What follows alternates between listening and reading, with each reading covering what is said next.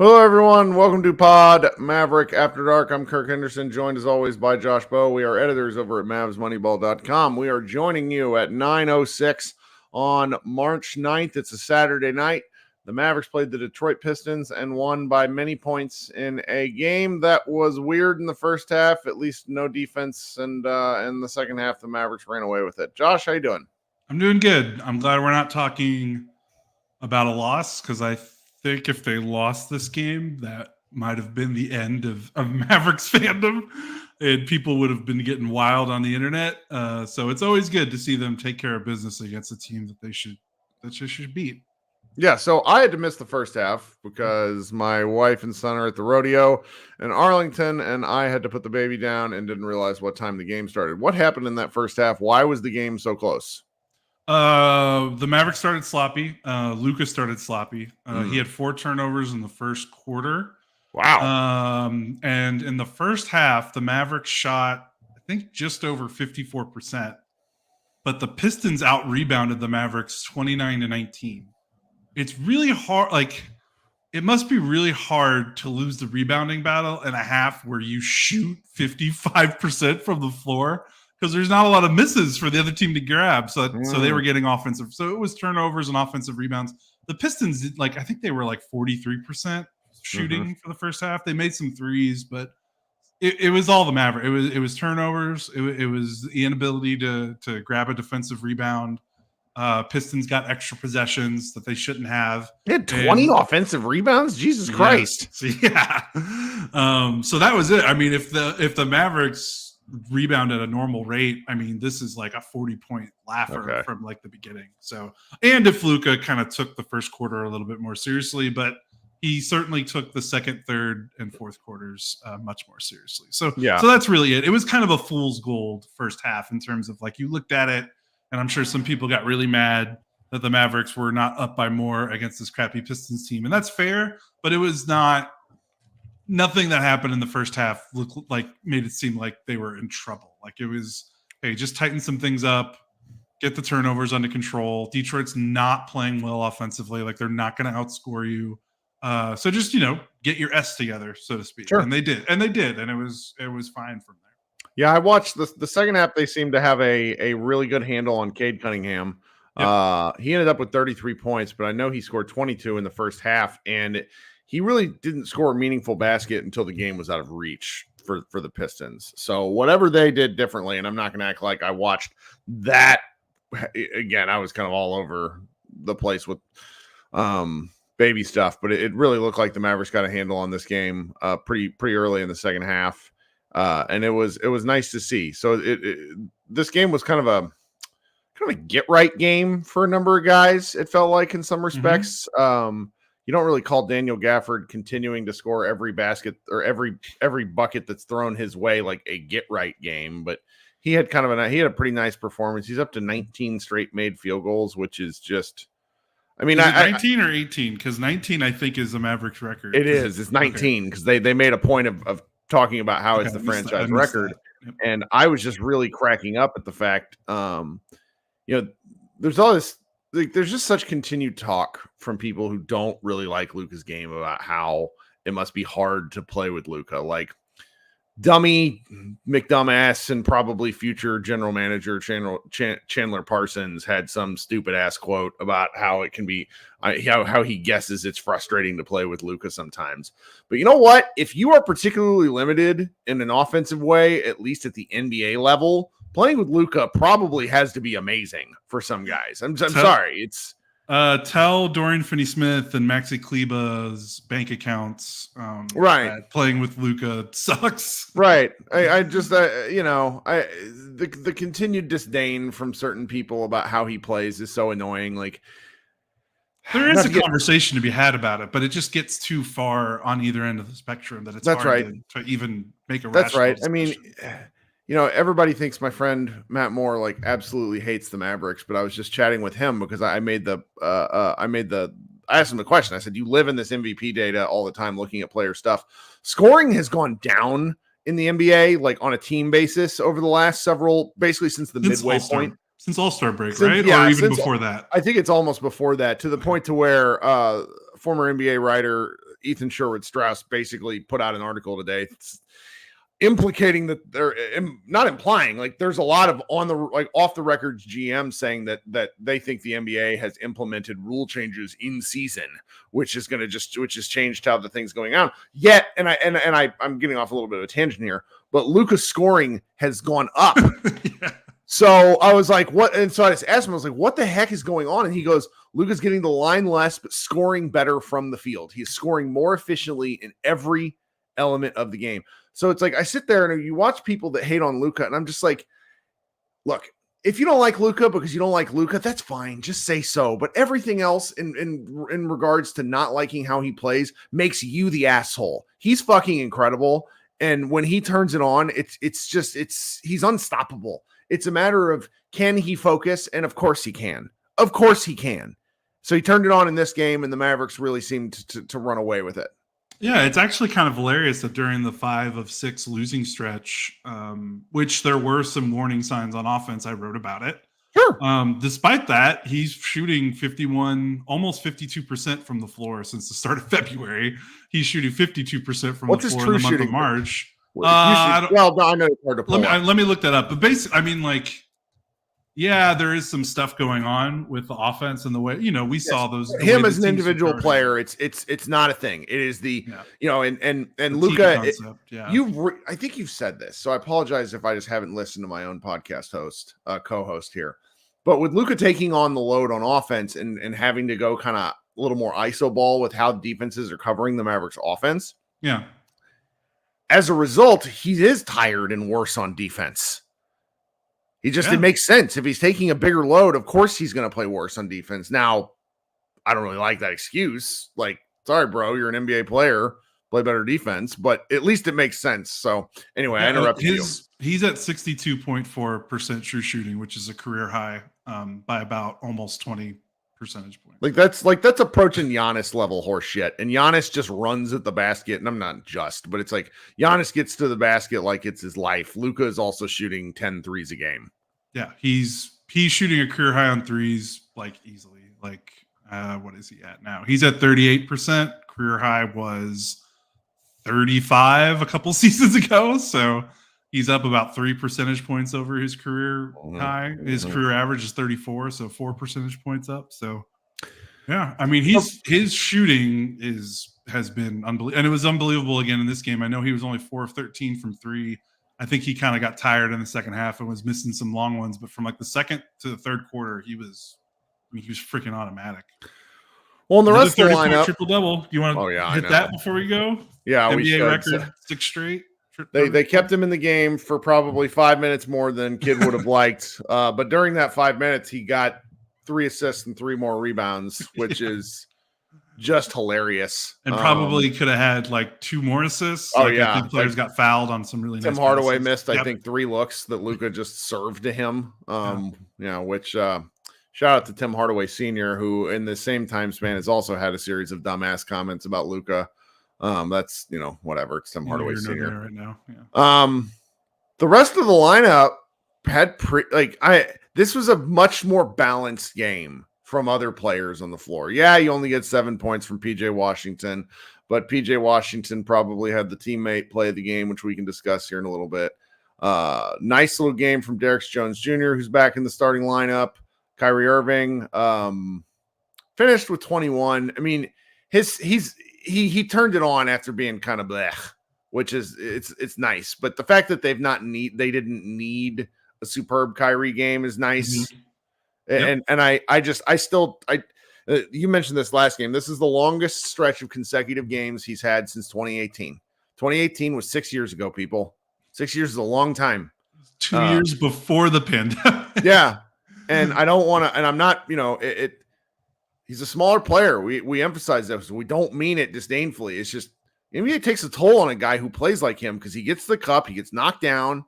Like it's a taxing game. And so I'm impressed that he's played this many games in a row. And that was the thing. That's the thing with him. Like, well, I mean, we talked about it. Like, I sort of made the opinion that Kyrie needed to play 65 games if the Mavericks were going to have a decent year, and like that's not going to happen. But if he can get to 55, I think the Mavericks are going to be a pretty interesting place.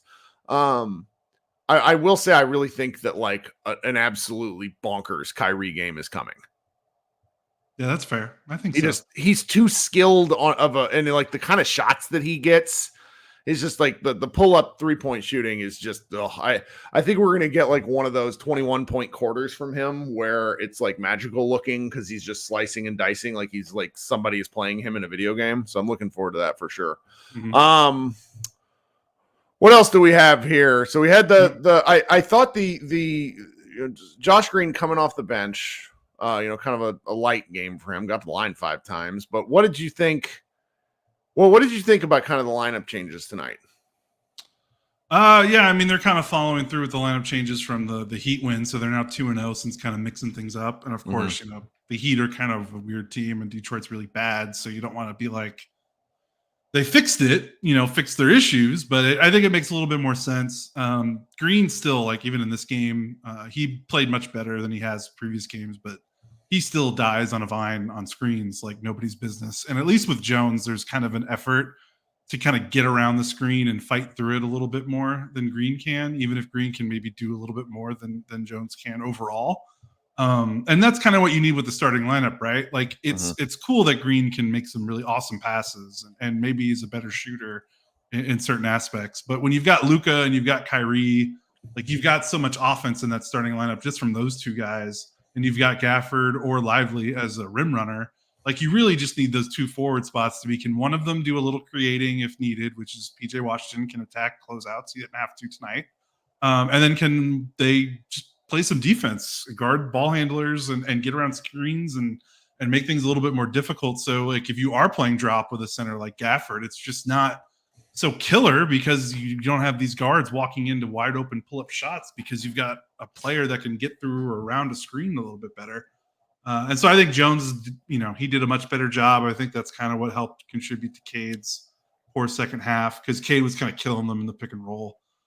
That's how he was getting most of his buckets. Had a couple nice step back threes in the first half. So I thought I like the balance. I don't think Jones needs to be the full-time starter.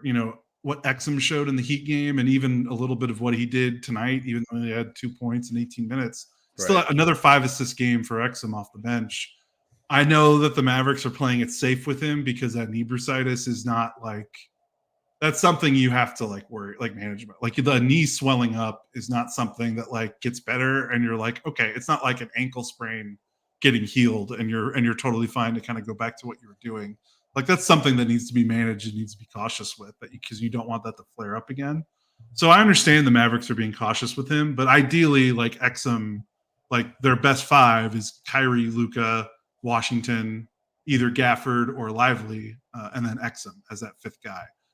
So it's not ideal necessarily. I think that Jones is a starter. If everything was perfect and Exum had healthy legs, you would put Exum in that lineup. But I think the way they're able to manage him off the bench and give also Exum coming off the bench, I think helps because before that they didn't have a backup point guard when he was hurt. Jaden Hardy is not a true point guard. Tim Hardaway Jr. is not a point guard. Josh Green, even if he's coming off the bench, he's not a point guard. You can't necessarily funnel offense through him in that way. So it's nice to have someone can come off the bench when Luka or Kyrie goes off that can still dribble and pass and make the right reads and get people where they need to go. Well, so you look at this minutes distribution tonight, and it's kind of interesting. And so Luka playing 37 minutes sort of skews stuff because he easily could have played 30 and sat out like Kyrie did. But if you consider point guard, shooting guard, small forward, you got 48 minutes spread out between 3 players. It's 144 minutes. You got Luka eating up on average 36 of those a night. So you start and probably Kyrie averaging 36 as well. So you take off 72 immediately. And so you're trying to figure out 72 more minutes over the rest of the game between Derrick Jones Jr., let's see here, Tim Hardaway, Dante Exum, and Josh Green. And so tonight, Green played the most with 27. The other three guys all played 18-ish minutes. And I think that happened last game too, right? And we've been not kind to Kid. I think for good reason, because Kid has sucked. I also think it's worth noting that if this is what they're trying to do, and they're getting equitable minutes distribution with the ability to kind of pull the toggle back and forth. I think they've honestly been toggling Tim Hardaway way too much. Him playing, and I got my one friend who's always texting me and DMing me about Hardaway's minutes. I think with the lineup that they have now, and I agree, he keeps texting me this, it's 15 minutes a game for Hardaway. I think that's a good bellwether. I think if you're playing Hardaway more than 20 minutes a game, this team is either doing really well or offense and things that come with it are doing really poorly. Does that make any sense? Yeah, I think so. And in March, he's played 5 games. He's here minutes totals for each of those 5, 20, 15, 13, 21, 18, which is a pretty marked, that's a pretty big downturn from what he was doing the previous 3 or 4 months. And you got and he's playing as many as 30. And when his team was lacking defensive options, I get it. You want to try to outscore teams. It's not. So you play him 15 minutes a game. You pull the trigger, or you pull the hook on him if he misses 3 straight threes. Because played 18 minutes tonight. I'm pretty sure he still got up 12 shots. Yeah, 13 shots. That's incredible. That's really, guys. That's hard to do. But he made them tonight, which was good. Yeah, you play Luka Doncic and Kyrie Irving, and you get up that many shots is amazing.